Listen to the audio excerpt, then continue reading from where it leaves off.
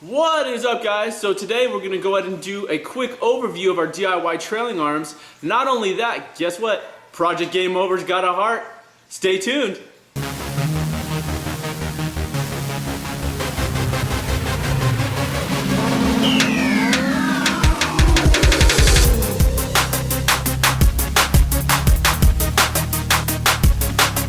Alright guys, I am like ultimately stoked. I've been looking for a K20 short block for a little while, and I finally found one with on Smoking Deal. This one's a K20 Z3, okay? It's out of 09 SI. Got it for a Smoking Deal of 250 bucks. Nothing wrong with it, just a short block with mileage on it. I am gonna pair this up. My buddy's got a 4-piston head that I'm getting off of him. This is obviously going to be built, so right now it's just nice and dirty, but I'm just so happy because nothing's wrong with it. Nothing wrong to the crank, no not rod knock, none of that bullshit. It's just, it was a solid running short block.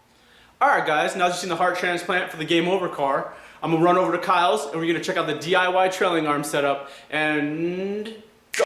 That was quick, huh? Alright, so DIY stuff. Okay, we originally started off with DC Integra 5-lug trailing arms. We set up a jig, which this is the jig you're looking at, okay? It's all the jig that we built.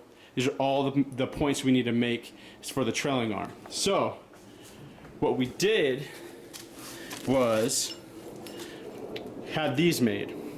What these are the same as your front hub of a Honda. It'll fit the hub bearing of a Honda, a front control arm hub bearing in it, right? So we press those in with the 5-lug, as you can see here. See? These are all made. These actually, we're running 5-lug with 36mm axles because we're fucking big dogs.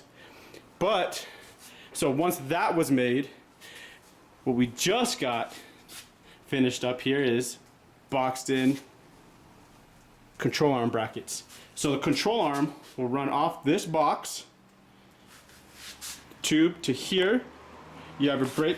Here, let me get a better angle. So we'll run off of here from the body to here, right?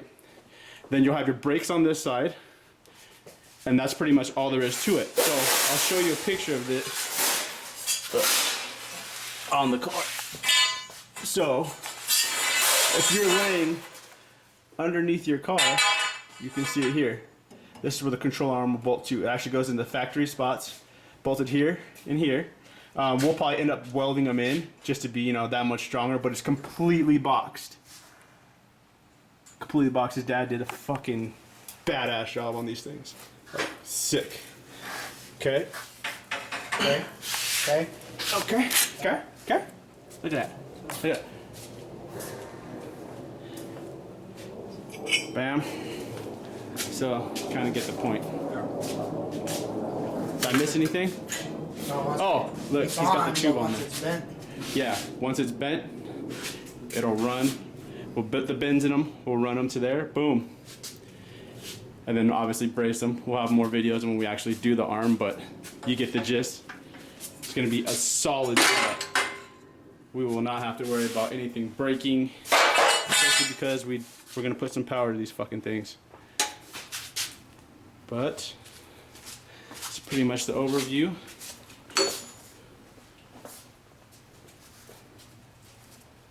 And I know a lot of people are going to ask, oh man, do you sell this? Do you sell that? No, we don't sell anything. We're just technically making them for ourselves. But we're showing you the process.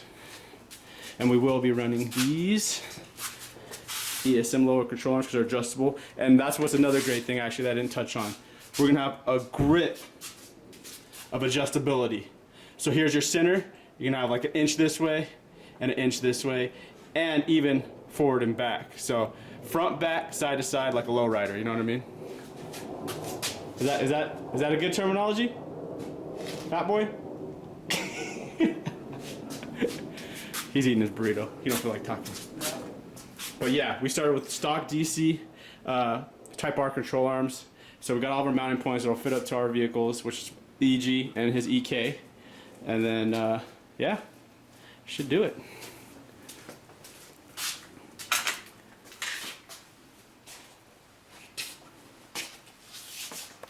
Damn. So let me see.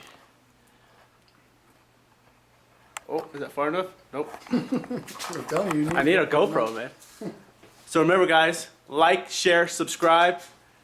Oreo, Kyle, fucking out.